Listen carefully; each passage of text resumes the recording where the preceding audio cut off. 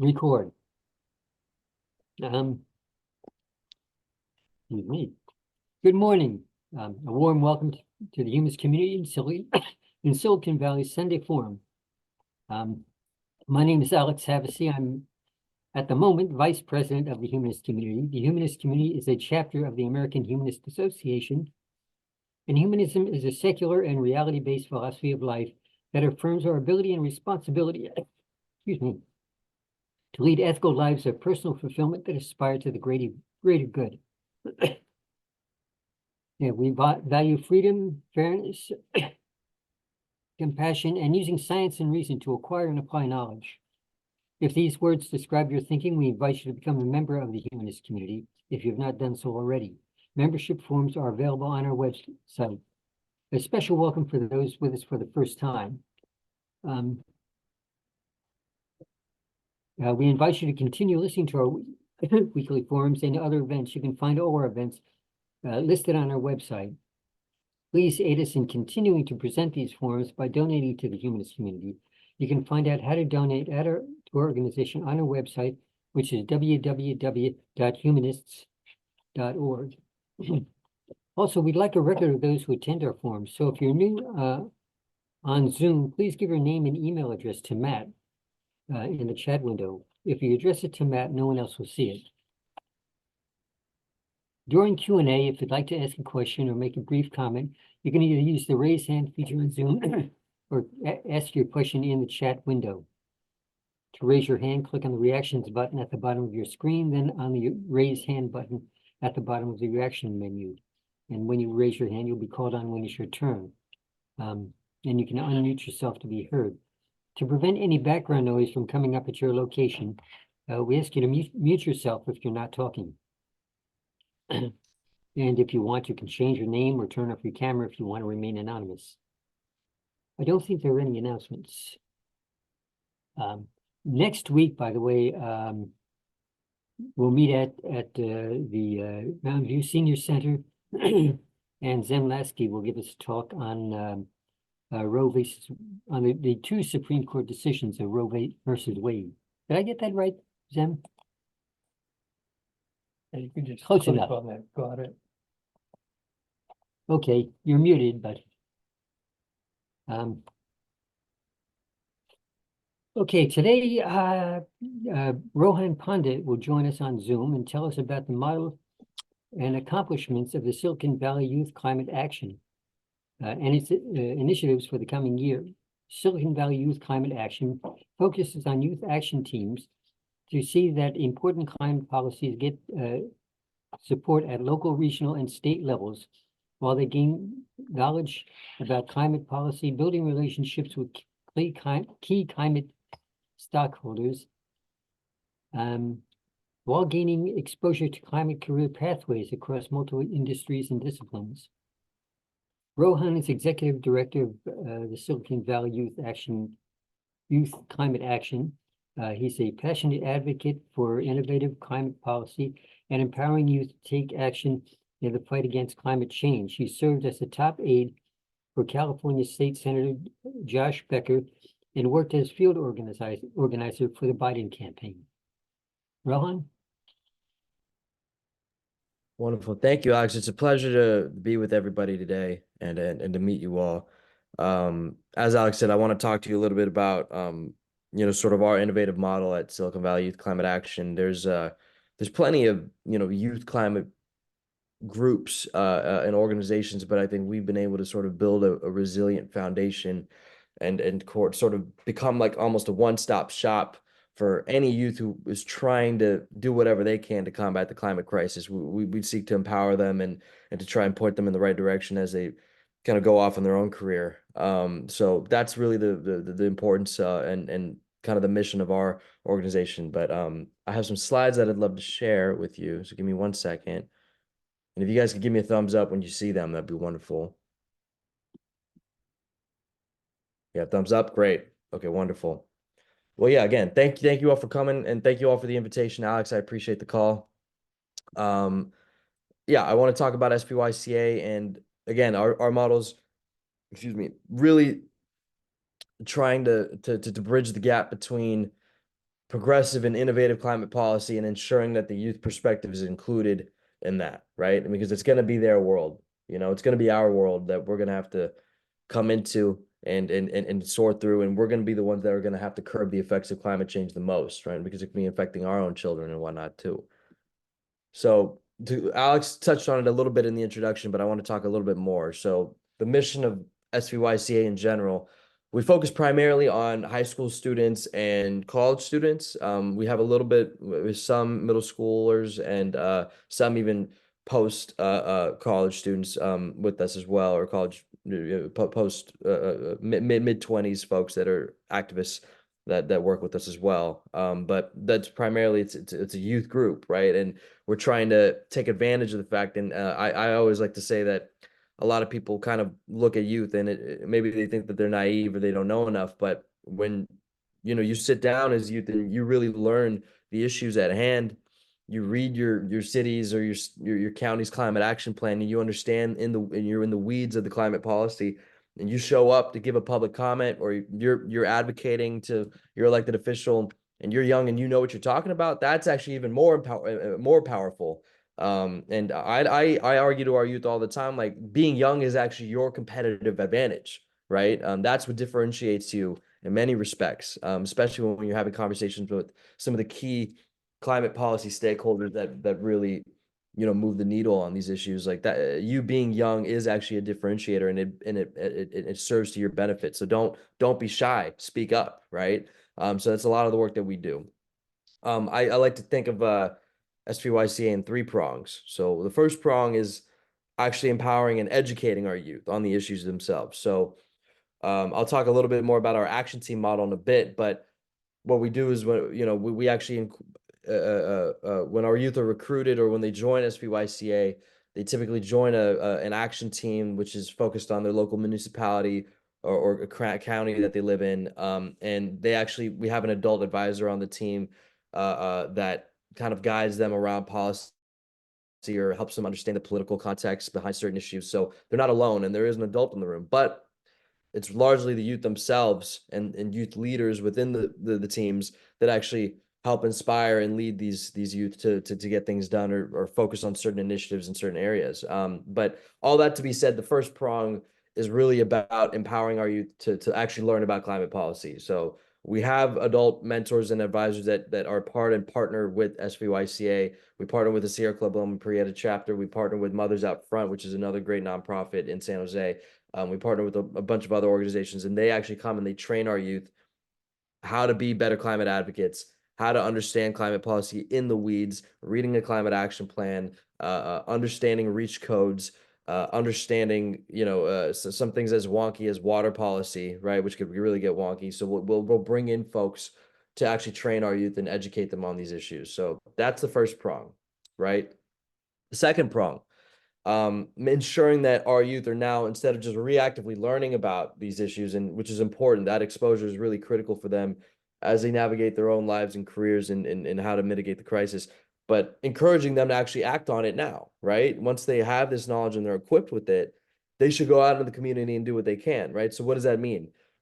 Who are the main stakeholders in regards to fighting climate change, especially in Silicon Valley and locally? A lot of it is our tech companies, which are right in our backyard, and we can hold them accountable to making sure that they're doing what they need to do in order to curb the effects of climate change, or that they're implementing policies internally, investing in greenhouse gas emissions reductions or carbon credits or whatever it may be, not divesting from oil, etc. Those are things that our youth advocate for, as well as that's the private sector, as well as ensuring that we're doing what we can to hold accountable the public sector, right? So that means engaging with our school boards to ensure that climate literacy is an umbrella term, but climate literacy typically means, making sure that there is education about climate change in our public school system. California just became the second state in the country in September to actually pass a law. Gavin Newsom passed a bill sponsored by one of our partners, Senator Dave Cortese, who he's probably, if you're all in Santa Clara County, he's most likely your state senator.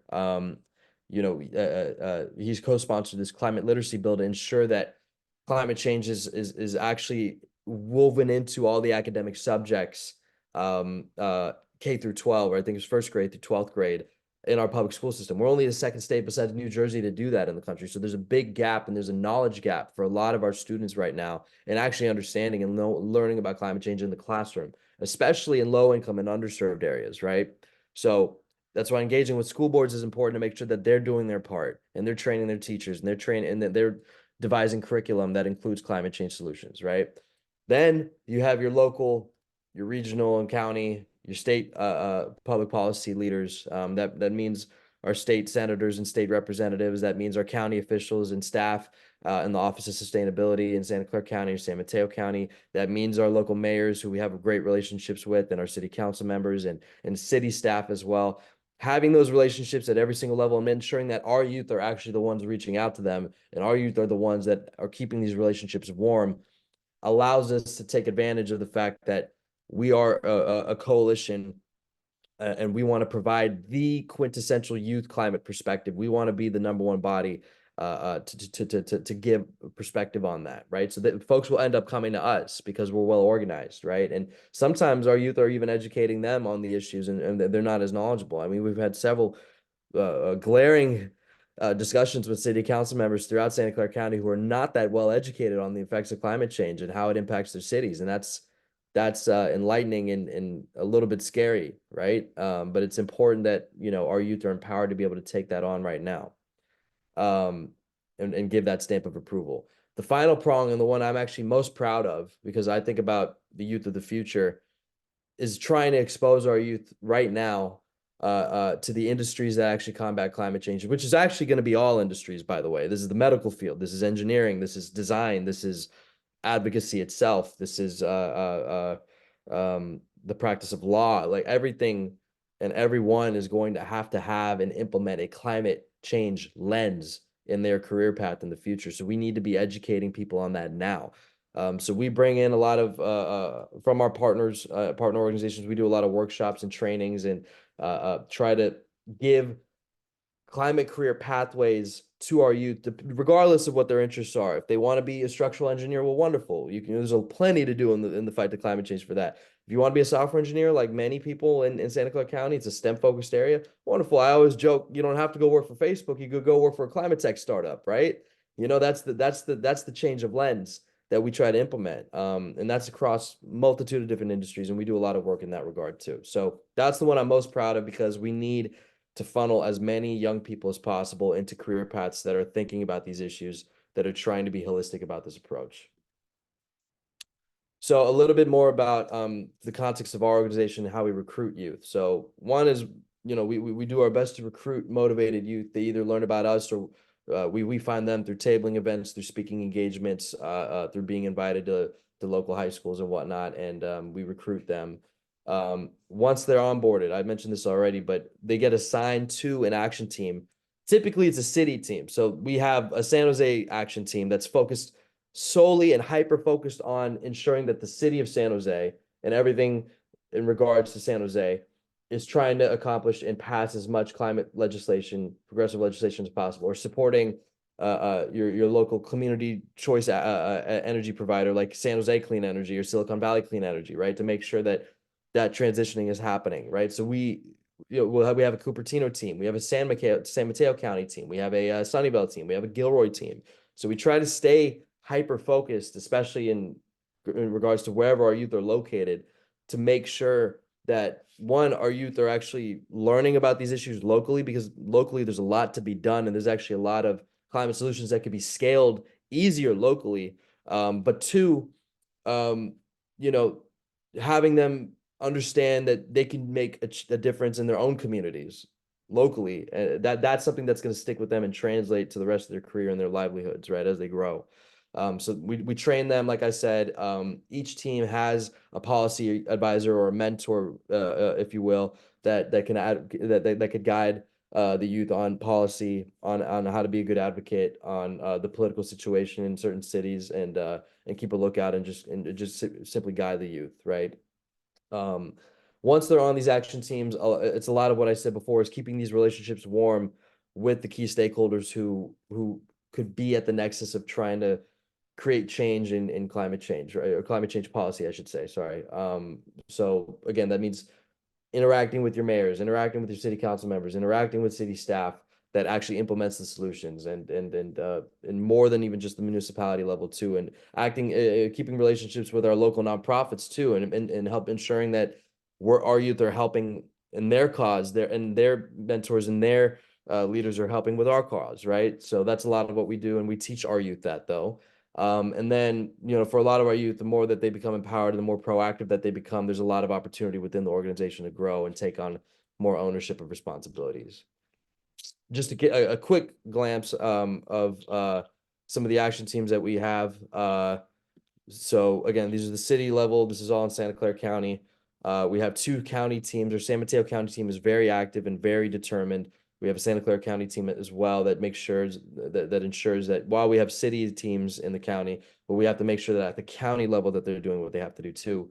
Then we have issue area focused action teams too. We have a nature-based solutions team that's just getting off the ground right now. We have a state advocacy team that has helped pass, roughly 15 bills at the state level and given support for climate literacy, pardon me, being the most notable. And we have a transit advocacy team too. So just goes to show this is based off of a lot of the interests of our own youth, but they can coalesce. They could advocate for a whole variety of different solutions in regards to the umbrella of what climate change is. And climate change is huge, right? We need to solve and tackle the energy and the grid crisis, right? And then there's climate resilience and making sure that we're curbing the effects of climate change. Do we have seawalls built in certain cities? Are we taking care of real estate in really impressionable areas? Especially, I'm thinking about San Mateo County on the coast. There was just a couple of homes that I don't know if they were even insured, but there's a couple of homes that were affected by the recent flooding and the recent rain damage because their homes were right on the cliffs, right? So it's like we have to be thinking about all these things, water policy, etc., right? And the health of our water, like that's all under the guise of climate and environmental justice and all these things. Our youth get involved with all of that. To talk a little bit more about why our model is effective, right? And I've already hinted at it a good amount, but really our organization is about our youth being hands-on as much as possible. And that comes a lot from our team advisors who help train them and prop them up and empower them to learn more about climate policy, how government processes work. A lot of our youth know how to read a city council agenda and a county agenda. They know when they need to show up in person and advocate for these solutions. They know how to give a public comment, right? They get great at public speaking and becoming real leaders in the community and taking on more ownership and leadership opportunities. So that's where we are a little bit different than some of the other adjacent organizations, not adjacent organizations, but other organizations that claim to be fighting climate change. We really empower them to learn about the issues themselves instead of just organizing on a weekend and advocating for better climate change. We try to grant them and build them up with 21st century skills, have them understand how to be civically engaged in the community and have these relationships that they need to have so that when the time comes, we can leverage those relationships and actually affect the outcome as youth to ensure that progressive climate policy is being passed. I want to talk a little bit about some of our impact and recent successes. This slide isn't even as updated, but our action teams have done a lot. We've helped with climate action plan adoption at the city level. We're actually in the city of Morgan Hill. Our youth are even quoted in the climate action plan because they were so pivotal to the process and the drafting process of the climate action plan that they're quoted in it if you look it up online because they were that involved in the process. We've advocated for reach codes in several cities. Our youth were a huge part in partnership with Mothers Out Front just a month ago, 3 weeks ago, in the city of San Jose, passing some of the strongest building code reach codes in the country to incorporate EV charging for any new housing. So which is incredibly important, right? Because we want to ensure and we want to bring the just transition to the EV generation. I mean, we need folks to be buying EVs and whatnot. So all new housing needs to be compatible with that, right? Especially if you live in apartments. Like a lot of these apartments, they don't always have EV charging available, right? And that then you have to take it up with your landlord and whatnot. So San Jose is now a leader in the country, and a lot of that's due to the advocacy of our youth. We've helped with natural gas ban ordinances and making sure that you're electrifying your home and appliances in your kitchen, etc. We were the number one advocates for the creation of a sustainability commission at Santa Clara County and in the city of San Jose. It wasn't there before; it's now there, and those commissions are now going to advise the city body and the county body on climate solutions. Like I mentioned before, 15 bills that we were actually part of, but then 30 overall bills that we've signed on to. And this is regards to energy conservation, climate resilience, circular economy solutions, even workforce development. So there's a lot of things that we dip our feet into and teach our youth about. We've done so much good work, and we were actually a relatively young organization. We started in 2019. And a lot of the work that we've done kind of went into the pandemic, actually, and a lot of most of our meetings are virtually through Zoom. But through a lot of our work, we were actually able to help secure for the county, through the help of Senator Dave Cortese. We were able to secure $2 million for Santa Clara County, to solely focus on empowering youth to learn about climate change. So this is something that we're assisting the county with and helping guide them on what's the best entry point and what's the best way to help our youth and train our youth to learn about these solutions and whatnot. That I also wanted to say, everything that we've been doing has all been on a volunteer-based effort. I started as the executive director only in May of last year. I'm the first paid employee of Silicon Valley Youth Climate Action and the only paid employee at the moment. And everything that we've done and accomplished as an organization has been solely through youth volunteers and team advisor volunteers and community advocates who care about the youth themselves, which is wonderful. But we need to scale our operations. We need to empower even more youth. So we're always looking for funding and to try and build up a capacity. So I want to talk a little bit just about some of the relationships that we have here. I don't know if you can see my cursor, but this is my former boss, State Senator Josh Becker, State Senator Cortese at the top. Rokana is a partner congressman. Rokana we work very closely with. We have a lot of partners and funders such as Silicon Valley Clean Energy, Peninsula Clean Energy in San Mateo County. Google has been a partner. Supervisor Otto Lee has been a partner. A lot of the cities have been partners, and we have some climate tech CEOs that help out and whatnot too. But we really, I try to stress this to our youth. I bring this slide up not to list off everyone that's a partner, but really to sort of emphasize and show we try to engage and work in the nexus of, I see it as the public sector, the private sector, and in the nonprofit sector. At the nexus of all those three, that's where impact and change is created, right? You have to be able to coalesce and bring all three to the table together to ensure that the right thing is being done, especially in regards to climate change. So that's something that I try to incorporate for our organization, and I try to ensure that our youth understand, hey, this is what the public sector can do, and this is how we can help them leverage things. This is what the private sector can do. They can move faster on a lot of different things, but they're also incentivized by money in a lot of different aspects, right? So we need to be able to bring them together to make sure that we could actually accomplish what we need to accomplish in regards to climate change. I could talk a little bit about our Fremont Union High School District partnership. Fremont Union, for those of you who don't know, they're the main high school district for Cupertino and Sunnyvale schools, a little bit of Los Altos, a little bit of San Jose as well, and maybe Saratoga as well. But I mentioned earlier about the importance of climate literacy.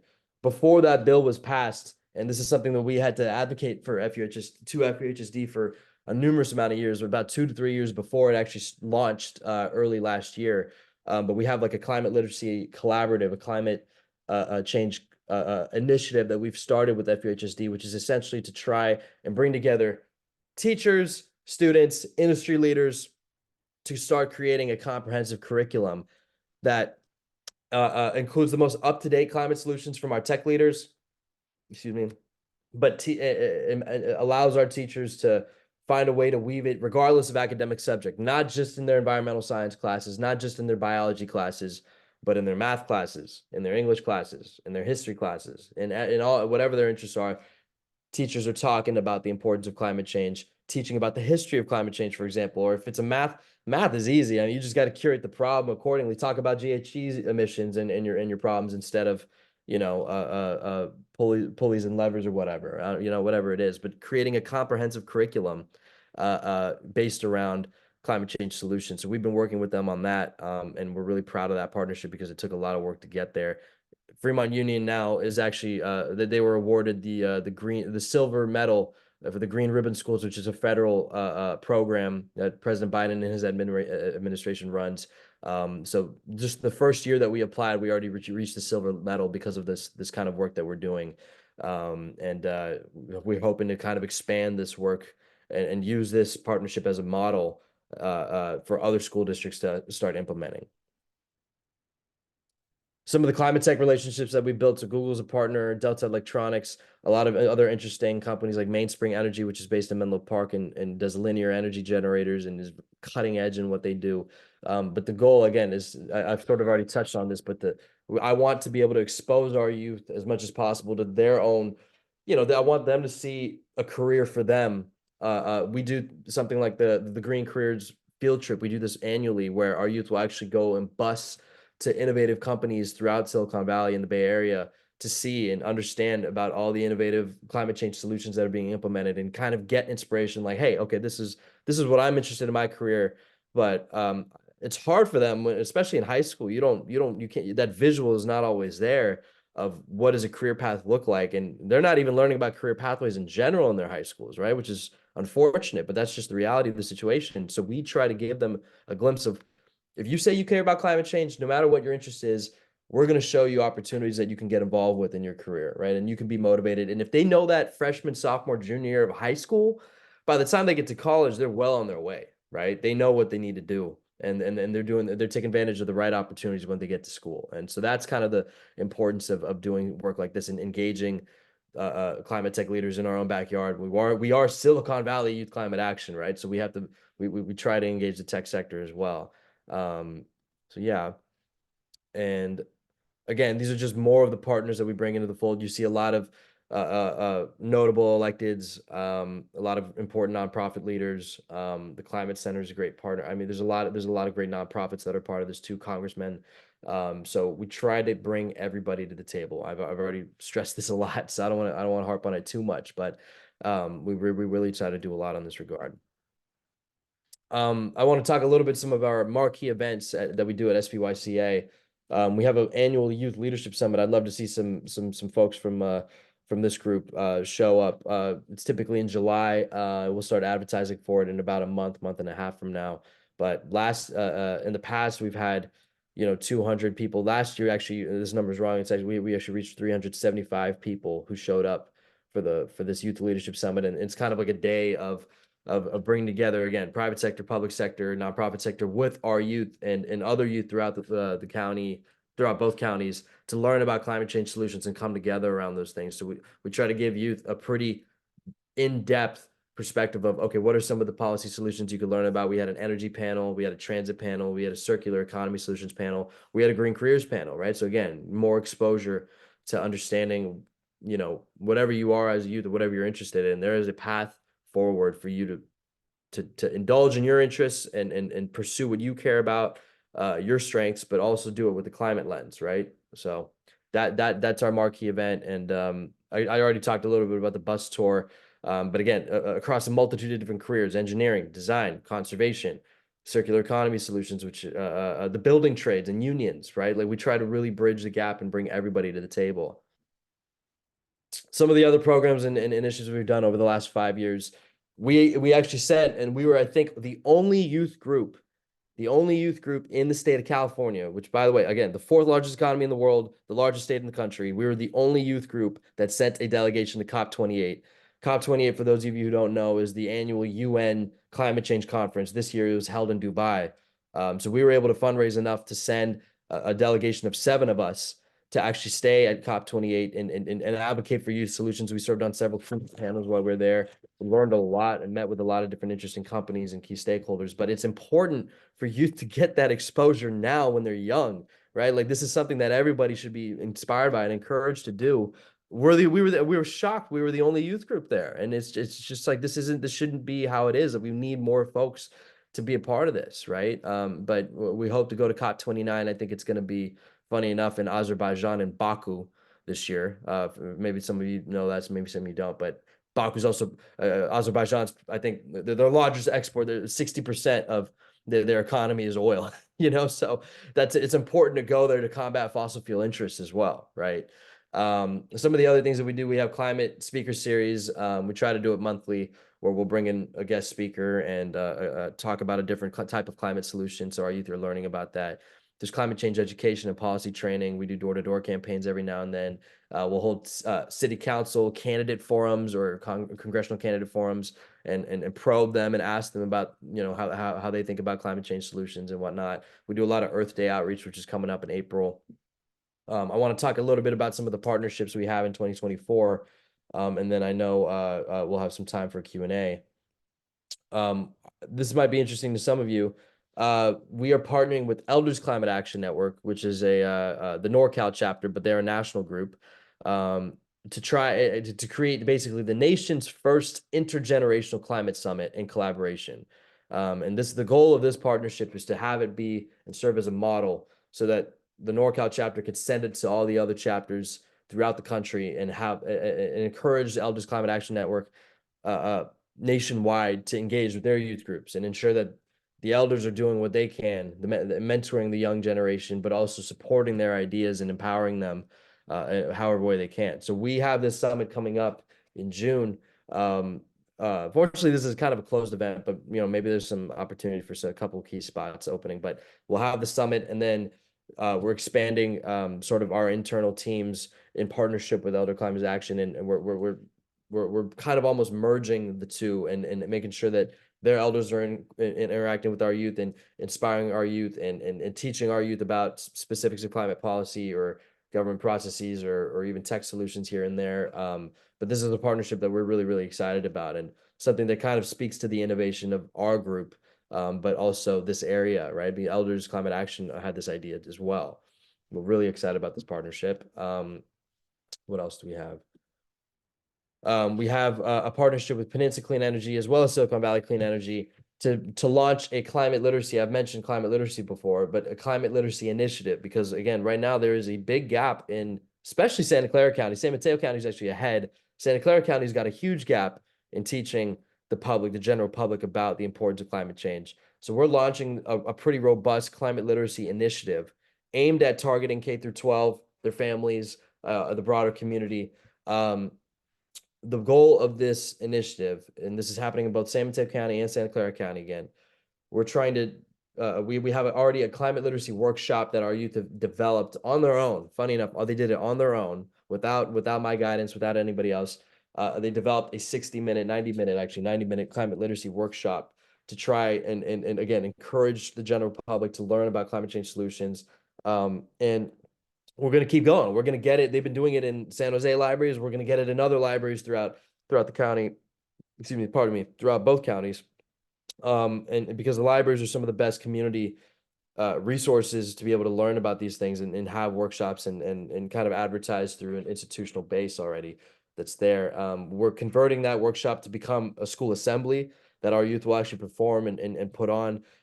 We hope to expose that school assembly to a lot of different youth, right? I mean, every school assembly, if it's high school, which is what we're targeting, that's about 1,000 students paying attention at any one go, right? So that's really important, and that's a great audience to hit at home. Hey, this is how you can care about climate change. This is how you can advocate in your community. These are green career pathways that, hey, if this is your interest, this is how you can combat the climate crisis. Ensuring that message gets across to our young ones, that's absolutely critical. I mean, you can imagine just if that assembly hits at home, if you even had 10 youth throughout both counties who were inspired to pursue a climate career just from that assembly alone, like that makes all the difference, right? We're also targeting our after school providers and making sure that the YMCA we're partnering with, the Boys and Girls Club we're partnering with, Region 5 Extended Learning we're partnering with, to make sure that our after school providers are teaching climate change solutions in their own programs. And then we're doing a lot of social media and video outreach as well. So we're excited about this partnership. But again, this partnership comes from the fact that there is a huge gap in actually teaching about the issues of climate change in our public schooling system. It's not there right now. It needs to be there. It's going to get there. But as of right now and in the past, it hasn't been there. We're partnering also with the Open Space Authority. For those of you who don't know, the Santa Clara Valley Open Space Authority is a almost like it is a government agency, but it's almost acts as an independent body. They have a lot more leeway than your kind of bureaucratic county system. Their job is to preserve you know, county parks and reserves and incorporate nature-based solutions whenever they can. So we're partnering with them to actually form and create, I mentioned earlier, a nature-based solutions youth team that pushes for better policy solutions, to advocate in local municipalities. For a great example is the city of San Jose. There's a lot of parts of San Jose that do not have urban forestry, and there's a lot of benefits and a lot of research behind if it's even mental health, or if it's physical health, if it's biodiversity, of incorporating urban forests, right, into your cities, into your downtown, etc. There's an innovative solution called pocket forests. It's called the Miyake method, which is a specific type of plants, and the way that you grow them, it actually leads to about like 90% additional biodiversity in that area, and does that much more for your local climate. So there's a lot of cities that have in their climate action plans urban forestry as a metric, as a goal, but they're not doing anything for it, right? So we're creating this action team to be like, hey, these are the solutions that you could actually implement, that you said you're going to implement, right? And our youth show up and they get very specific, like, hey, you should implement pocket forests, you should implement wastewater management, certain wastewater management treatment systems and whatnot too. So there's a lot of different things that they can do. We can help preserve Coyote Creek and things of that nature, and making sure that we're doing our part there. So that I'm really excited for this partnership as well. All that to say, I mean, that's just kind of, I gave, the abridged version of everything that we do at SVYCA. We're about 150 members. And we're trying to recruit even more youth day to day to make sure that they're doing whatever they can and learning how to be an effective advocate. But that goes to show, and it comes back to even the culture that we have at SVYCA, that our youth come back, because a lot of them are, of course, proactive leaders. They want to take initiative. They want to do more. They just need to be funneled in the right direction. And a lot of our youth are like-minded. They care about the same issues, and they learn from one another, so that natural long-term community and friendship gets built. And that's a special part of what we do at SVYCA too. But I want to thank you all. I appreciate you having me today to talk to you all at the Humanist community. And I'd love to take any questions that folks have.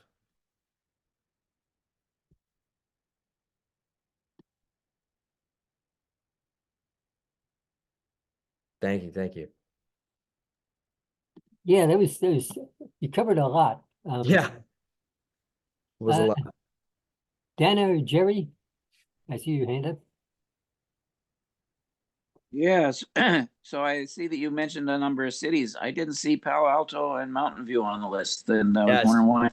We're working on it. Palo Alto, to be fair, has their own youth organization that we partner with, and we do similar things. Mountain View, we actually are starting, and we're doing some work at their Earth Day event this upcoming April, to try and start recruiting an action team in Mountain View. To be fair, actually, Mountain View is one of the best city councils, though, in advancing and passing climate legislation. They're behind in a couple of things, but they are, for the better part, one of the best cities in Santa Clara County, I'd say. So they are doing a good job.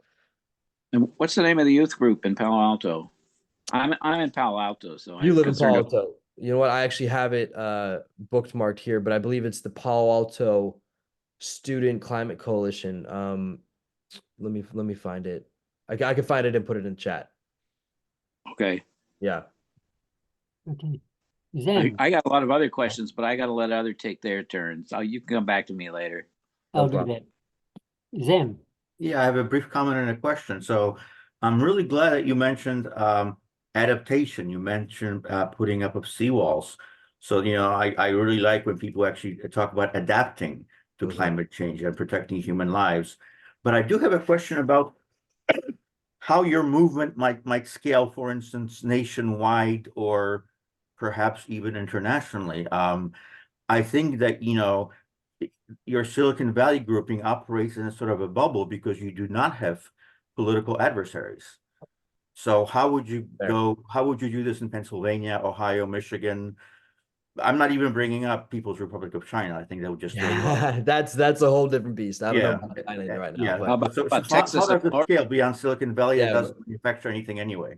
Yeah, we got to get it done in Texas and Alabama before we get to China. But that's a good point. I have to say, I mean, the focus of our organization is not to expand nationally. However, at COP28, we've met with a lot of groups from different states, from different countries. We've sort of learned from a lot of groups that we met at that conference and other conversations I've had about what folks are doing abroad.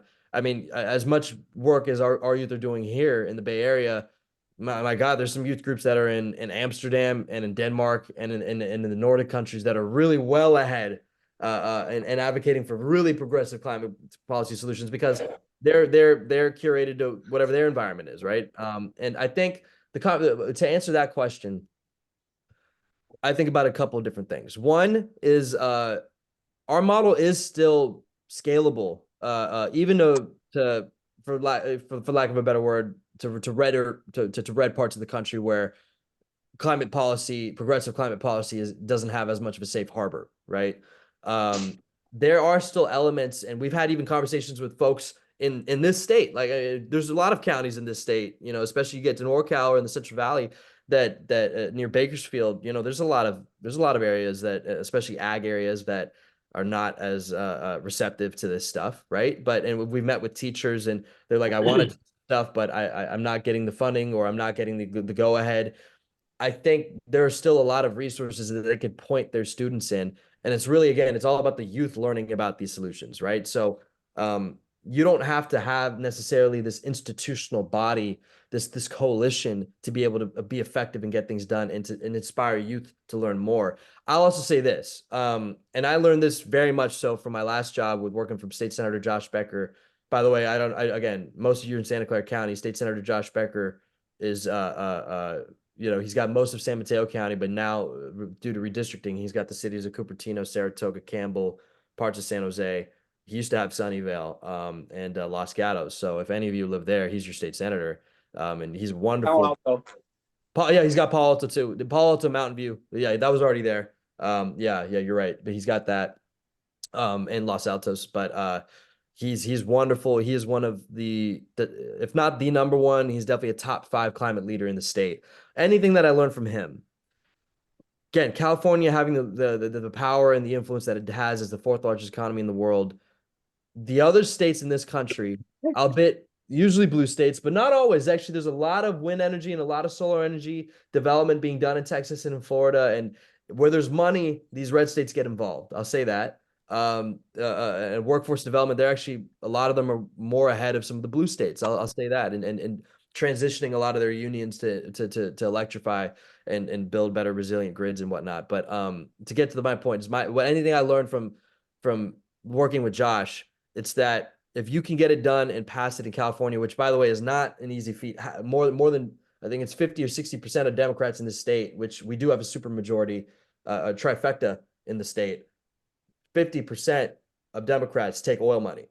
All right. So it's not no easy feat. And PG&E gives a lot of money, and you know, PG&E's got its problems, no doubt. So that there's still a lot of work to do to try and pass climate policy and climate legislation. But if it does get done here, it often scales to New York, to Maryland, to Washington, to Illinois, to Vermont, to Florida. Even sometimes they've actually taken some of our legislation. You'd be surprised, Virginia. So what happens here has ripple effects throughout the rest of the country, right? So if our youth can really make a dent and an impact here, that bodes well for, again, incorporating these solutions in other parts of the country, even red parts of the country, Zem. So I hope that sort of answers your question. But yeah.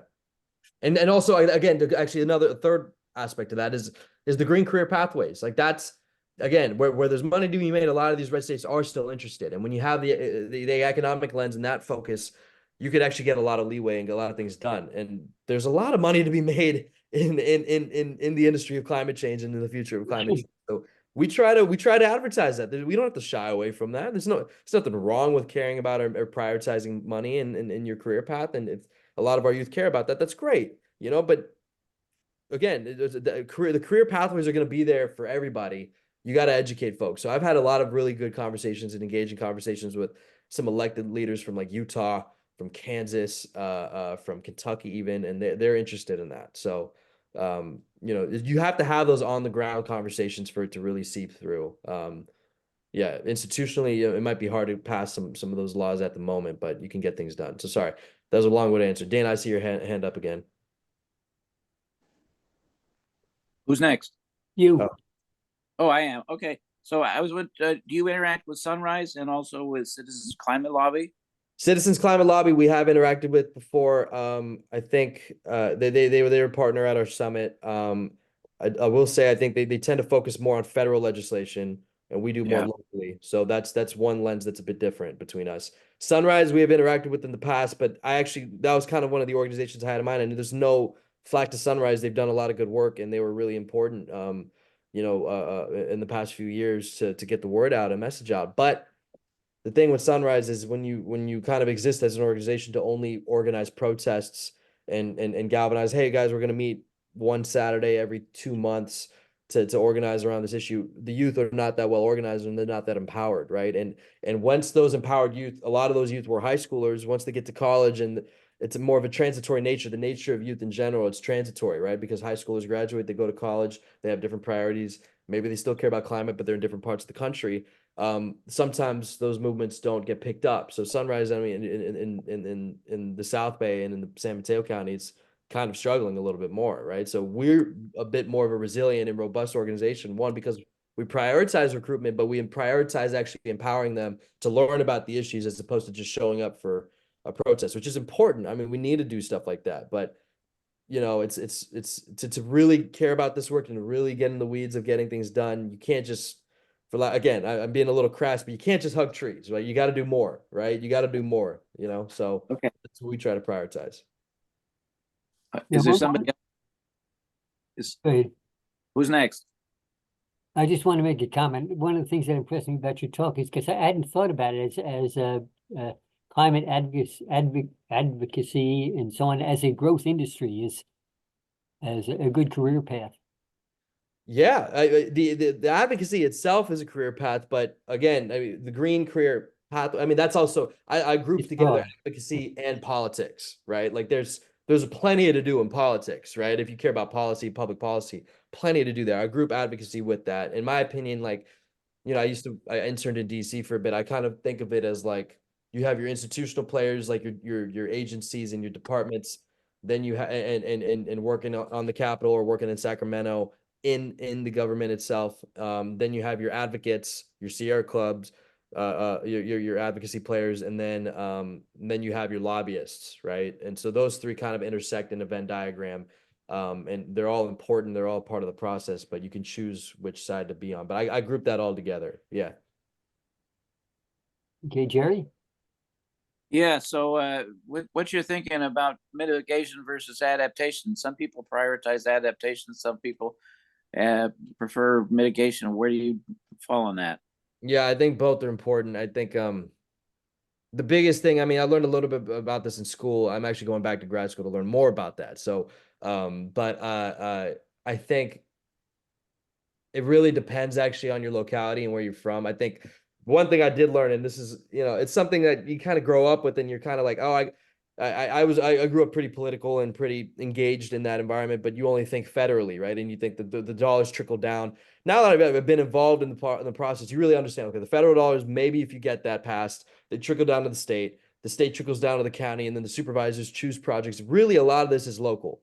And anything that I learned in my climate policy classes that I took at UCSD, a lot of these climate action plans at the local level, it is very much a bottom-up approach instead of a top-down if we're going to accomplish climate change and solve climate change. So if you're a coastside community, if you're Encinitas in Southern California, if you're Half Moon Bay, you have different priorities. You have to care a lot more about resiliency and building seawalls and whatnot, because that is what your community prioritizes. And there's ways to get the funding for that. And usually counties, and especially in California, they understand that. But again, I think it very much depends on the community itself. I think you need both. I think I learned actually, I'm actually forgetting about, I'm forgetting the name of the research method, but exactly in regards to climate mitigation and adaptation, it was sort of like a 50-50 method, right?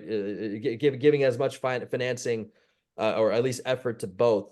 Resiliency probably requires a little bit more funding than mitigation. Mitigation is proactive. Resiliency is reactive, right? But I don't know. I mean, we got to do more to mitigate. I'm always pro mitigate as well, because if we just do the resiliency, we're always playing catch up. If we only prioritize resiliency, you build a seawall, you don't build it high enough, it fails. Right. If you don't think about mitigation, and hey, okay, this sea line is, or this coastal line is going to end up moving regardless. You're building it in the wrong place because you didn't do your homework. What's the point, right? So you have to do both. I don't know. I could try to find that research method and send it in the chat, but you have to care about both. It very much is local though, and it matters about the community that you are in and making sure. Yeah. That matters. Yeah, I understand that. It's just that my thinking is that it seems like, $1 spent on mitigation can save many of dollars on adaptation. Exactly. Yeah. I agree. Okay. I agree. So, anybody else got a question, or can I go ahead? Asher, no, let Asher talk. He's had his hand up for a while. Hi, everybody. I was just curious about what the water situation was like in California. I've been reading and seeing some pictures, particularly in Southern California, with like 40,000 acres per year being lost. And I'm just kind of curious on what the thoughts are there on the climate side. Well, I know that, this is just from my last job. Water policy, I learned, if anything, is probably like a top 3 most wonky, difficult issue in the state. It is a very difficult issue.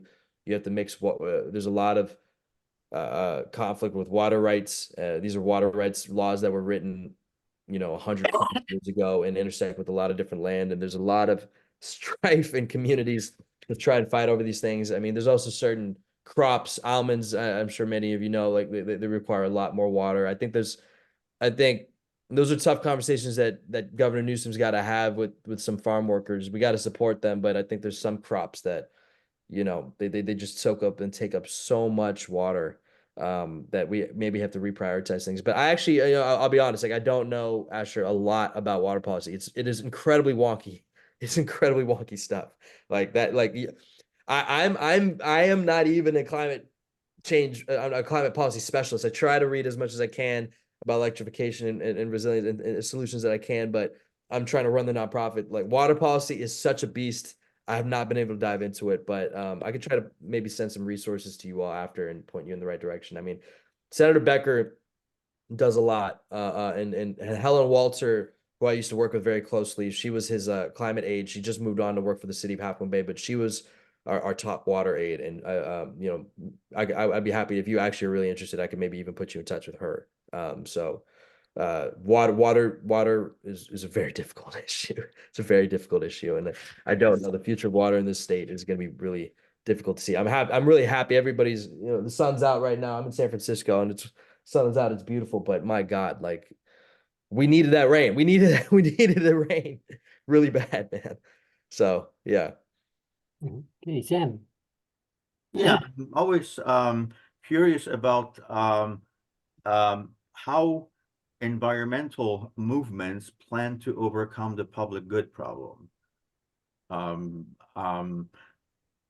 don't know if you know what I mean. In other words, if you are trying to sell environmental policy to, let's say, an industrial area, Silicon Valley doesn't matter because we don't make anything. But if you go to Pennsylvania and they adopt some environmentally friendly policies, their industry is placed at an economic disadvantage immediately vis-a-vis other players, both nationally and internationally, right?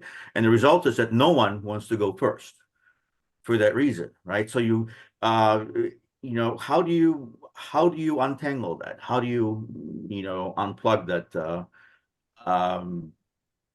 gridlock? Because economics are pretty clear that people will not want to do this, right? Because it is economically disadvantageous. So how do you approach that? Wait, so I missed the first part of what you were saying. So you're saying it's economically disadvantageous to what? To like convert the grid, or to implement climate change solutions in general? Any environmentally friendly solutions, because it's not something you would otherwise do, right? Yeah, fair. To some degree, it's true. To other degrees, it's really not. I mean, again, as much as elected officials in Florida and Texas love to badmouth climate solutions, they are scaling solar and scaling wind. You remember, I don't know if you guys remember, was it 4 or 5 years ago, maybe 3 years ago, where Texas, the energy grid completely froze because they wanted to be independent and reserve. So they completely froze over the system. Since then, Texas has been the number one leader in solar development and wind development to try and transition their grid. They have been number one in the country by like a mile. So then the permitting process there is next to none. You can get things done really quickly. So yeah, whatever the lip service is, a lot of these states are doing work like that. I think to me the biggest issue that we have to really do a lot more in, I think even California's got to actually do a lot more in, is workforce development, right? So a lot of these union jobs that maybe they used to go to coal, maybe they used to go to gas and natural gas, maybe used to go to a couple of different industries. We got to have programs in place to be able to transition some of these union guys to the green jobs of the future. There's states like that that are even red. West Virginia is doing a better job of that. There's some state, Ohio's doing a better job of that. But there's a lot more work that needs to be done. If that is done well, and those are high-paying union jobs where the union's still intact, a lot of people on the ground are going to be okay with it. But honestly, yeah, I mean, the question overall is a little bit above my pay grade. I'm not quite sure, yeah. I think it kind of goes to Jerry's point earlier with some people see the long-term impact of investing in something like that now, and how that's going to benefit in the future. I think there's a lot of, especially with energy, there's a lot of benefits, and there's a lot of cheap solar now that has been around, and cheap energy solutions overall. So there are some issue areas where that actually isn't the case, where the convenient method is to go with the climate solution. The more that we can scale, that's the importance of, that's why I mentioned climate tech and ensuring that, we're supporting a lot of our tech companies that are actually doing work in that field, or just climate industry partners. Like, the quicker that we can have the best solutions where, the economies of scale can be cheaper, the quicker that we can scale these solutions to everywhere in the country. When they're cheap, they're going to incorporate them. Like, I'm pretty confident about that. But yeah, anything else? I do have, folks, I do have a hard stop in about 2 or 3 minutes, but maybe take one more question. Anybody else? Alex, you're muted.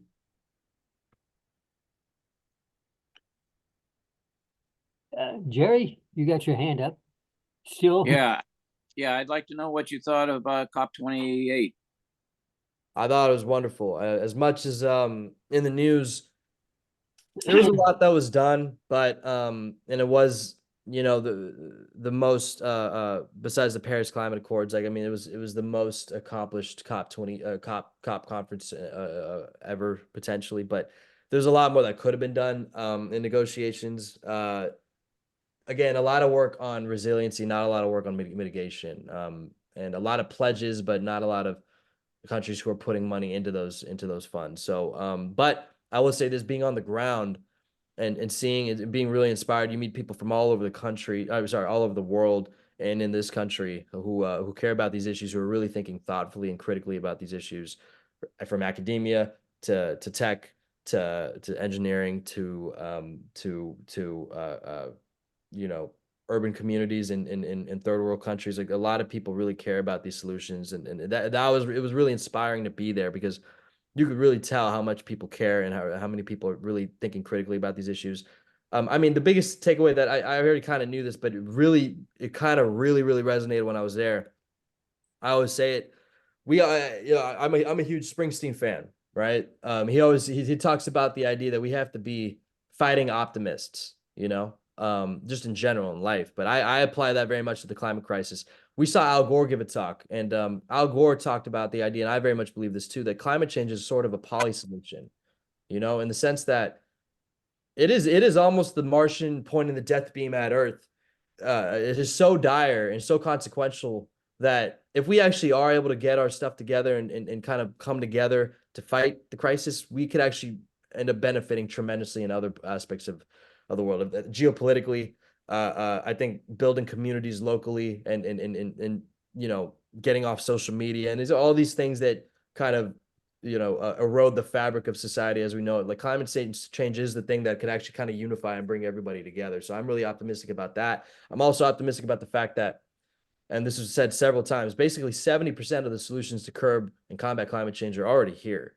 It's really about financing and scaling them and getting it to where they need to go. And so that's where it's like, sometimes you, in the advocacy space, you kind of willy-nilly you feel like you're making a, maybe you're not making a difference because you don't see the effects. But advocacy, the importance of stressing to cities, to governments to scale these solutions and to implement these solutions, it really does make a difference. It truly does, because 70% of the solutions are here. It's about scaling them, right? And tech will fill in the rest of the 30% over the next 20 years. But hopefully we get there and do what we have to do before it is too late, you know? So is that okay? Can I end on that note? That's good. Wonderful. Thank you, Rohan. Thank you so much, everybody. It was wonderful to be here. Please check our website out, SVYCA. You can look us up on Google. We're always willing to take donations. I don't want to beg for anybody, but it's always nice to get donations. So if you could take a look and see some of the work that we've done and try it and give whatever you can, that'd be wonderful. But thank you very much, Alex. Thank you for the invitation. I appreciate you. Okay. And thanks for All right. coming. Absolutely. Take care. Bye. Thank you. Bye. So do we want to hang out and chat for a while, or? Anyone got anything to say? How are y'all doing? Well, I I'll had a- stop the recording. It was kind of nice. I felt we got a different feel for the climate situation. I mean, my impression is he's talked to a lot of businesses and they recognize that there is a problem. As them, it might not be to their financial advantage to deal with it right now. But at the same time, my impression is there's not a lot of denial, at least not here in the valley. His slides could have used 90% fewer characters. He I talks mean, fast. he failed PowerPoint 101. I mean, this stuff was just, you have to a few big bullet points per slide. At some point I just drifted away. I zoned out, Well, he had so much to say, it was Well, actually, no, topic, I thought. not really. I mean, they're climate activists, which I respect. I think they're politically naive. They're not scientifically naive, but I think, California, we're weird. Silicon Valley is really weird. A lot of things grow here because there is no opposition. There is no one else sitting on the other side. I mean, he mentioned that, Bakersfield will vote Republican, right? Because they do have an interest in water and overusing water. I mean, that's ridiculous. I think we grow rice in this state, right? In San Joaquin Valley somewhere, which is idiotic. It's like a government, I think it's like a government subsidy, this whole, water distribution. I don't think much has grown there, but it is definitely a government subsidy. What I've heard is that the cost of the rice is like $1. If the cost of the rice is $1, the consumer pays 2 or 3 cents on it. I mean, it's very very impractical. I've seen it growing in the marshes along the Sacramento River in the Chico area. Okay, that would make more sense. Yeah. You're making me hungry. Well, I think I'm disappointed we didn't have many youth to feed into his organization, or at least make them aware of it so they could consider participating. Perhaps we can relay this links to this talk or the organization to youth we know. But on the other hand, we have a good supply of geezers that they don't have. They are missing out. So yes, they may benefit by recruiting retirees. Yeah, and just we might be able to help or them there. quasi-disability people like me. Well, I would have thought that they didn't care at all whether they had any geezers in there, except he did mention Elder Climate Action, which is an older group. He didn't mention there's a third act organization. He didn't mention that one, but that's definitely national. But the Elder Climate Action does have local stuff, so he's not avoiding. He seems to be connecting with everybody he can possibly connect. Yeah. He's outgoing. And I think it's great that they're, raising awareness. I think over time it will sort of permeate society. I wanted to say something else and I now just completely forgot. So well, yeah, I think teaching them about it in high school and college is important, because that has a lasting effect. although having a government fiat, having a legislature pass laws mandating what is taught, that's called indoctrination. I think that crossed the line. I have no problem with teaching this stuff, but if it's mandated by the state, it's like those funny Florida laws, right? Where kids have to be taught that slaves actually did learn many useful skills while being slaves, right? Well, I guess they revealing probably version, did. of this idiocy. No, actually, now I remember what I wanted to say. So I do resonate with his message, but I remember when I was a kid, we were focused on something else, and that is pollution. And that seems to have gone out the window, and pollution is a big problem. If you ever fly from flyover country, fly over the Sierras, and all of a sudden you're submerged in goo. I don't know if you noticed that. Just we have so much smog, and apparently 1/3 of it comes from China, blows over the Bering Strait. So that seems to have kind of fallen by the wayside in recent decades. I don't know what to make of it. It's that seemed to be on the boilerplate. I remember like in the 70s, even in Eastern Europe, where they pretended to care about this stuff. What happened there? Do you guys think it's Well, measures were taken to address it. And now occasionally those measures are rolled back by one interest or another as the power shifts in government. But largely when you address problems, you don't have to talk about them quite as often. Perhaps if we address the climate change, we wouldn't have to worry as much about it. Well, that's true. There are a But lot of is the peripheral environment really things. cleaner? Is it that much cleaner though? Yes, decidedly if so. Lead of gasoline. Yeah, I was thinking about lead too. I have never lived in Los Angeles, but I understand that there was a period where Los Angeles was a whole lot worse than now, and that's one of the reasons why California is ahead of the rest of the country on pollution control. The joke was that when you look at the automotive standards, you actually clear the air in LA by driving. What? The, I the see. emission standards were worse than the air you were better than the air you were breathing. Oh, yeah, you're saying that what's coming out of the car is better than. Oh, okay, that's If they're meeting their standards, yes. Yeah. Well, So does that mean that they had started advocating driving more in Los Angeles for I that didn't reason? hear any of that. No. I think that's a joke. I lived there Well, in Orange County and LA, and you could never see the mountains next to you. Like you would drive on the 710 in Pasadena, and you Or would you could not see them when there San were Gabriel fires on. Mountains that you knew were there because they were on the map. But you know what? In 2020, right before the pandemic, I drove down to LA to the Polish consulate, and this was before pandemic. This is interesting. The weather was so clear, like in Santa Monica, near the 405 whole interchange. You could actually see the mountains all around LA, and I discovered that LA is actually beautiful. I've lived it for 4 years. I've never seen these geographical features because they were obscured. And for some reason in 2020, it was beautiful. So maybe it is, maybe Greg, you are right, that it is helping at least maybe us. I wonder if, people in Louisiana have improved environmental outcomes, but I think, yeah, in LA, I guess it has improved.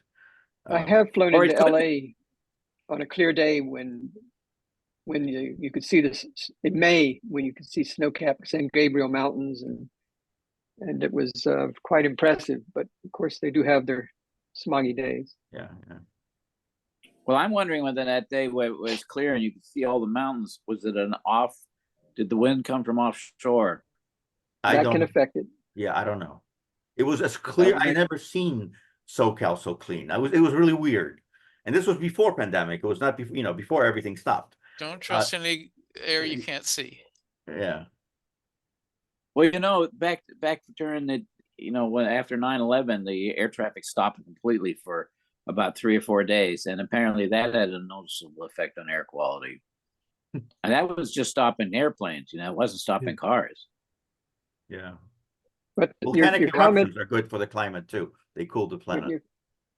Jim's comments on the first mover problem, largely that can be dealt with by having as broad as possible measures or laws and regulations that change the rules for everyone, so that no one has an advantage by dragging their feet on it. Mhm. I guess we That's, have enough of a economic leverage or muscle. If the US, the EU, Canada, Japan, Korea all got together and said, you will not import into our market unless, or export into it, I don't know which way, you know, sell your goods on our marketplaces unless you follow and stringent environmental standards, because the Chinese will not do it by themselves. No way. But if you sort of grab them by the proverbial, and force them to do it, and indeed, we still have economic leverage as the West to compel other players who may not be as environmentally friendly to nevertheless do what they need to do to remain economically viable. Yes. So perhaps, yeah, we could In fact, do it that way. And I realized that this one of them seemed quite old. But here. Well, it's funny- is actually doing some already about cleaning up. They're supposed to have a lot more solar and wind. Yeah, they're having more coal just as the economy is expanding rapidly. But they are making some efforts. It's not like they're not doing anything. Also, Citizens Climate Lobby advocates for an economic incentive program inside the United States, and they recognize that if they don't address this international problem, that would cause a disadvantage for the U.S. So they add a factor for, if other countries do not cooperate, then that's going to affect on the cost of things that come into the United States. So that's supposed to help out with that problem. I may not have been too coherent on that, but it's something they've got an answer for. Mm-hmm.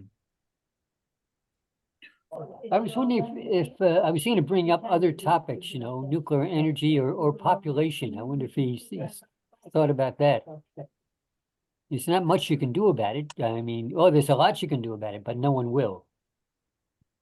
Then there's this whole climate science, right? You remember this interview we watched with Stephen Kunis about, he claimed that the data is actually unsettled, and he was working off of the IPCC reports, right? Not some I'll be right back. third party. Oh. So I don't think this group, this was a climate activist group, right? I don't think they were concerned with the back end of it, and sort of the research and the science. I'm not a climate skeptic, but I want to learn more about this. I don't think I have all the information. But maybe that's not really what they're about. So I'm not, blaming him up for not raising this. I'm sorry, I didn't follow what you just said. You're talking about his group not doing what? I mean, there's, his group is an activist group, right? It advocates for policy, for laws. There's sort of the other end of this pipeline, which is looking at the climate science itself, which itself is evolving, right? And understanding what kind of,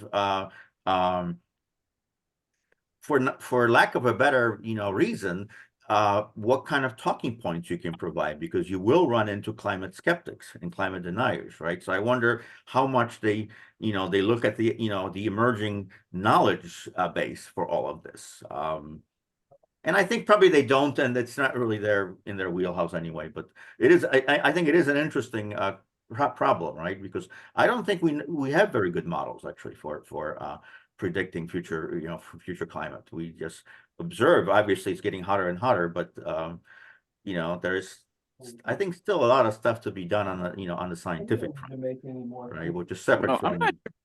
I'm not sure what you mean when you say they're not doing a very good job of predicting things with their models. You could say that. I would say the main problem in prediction is that the details are. The math is complicated enough that to do a good job, you need supercomputers bigger than we've got now, which in fact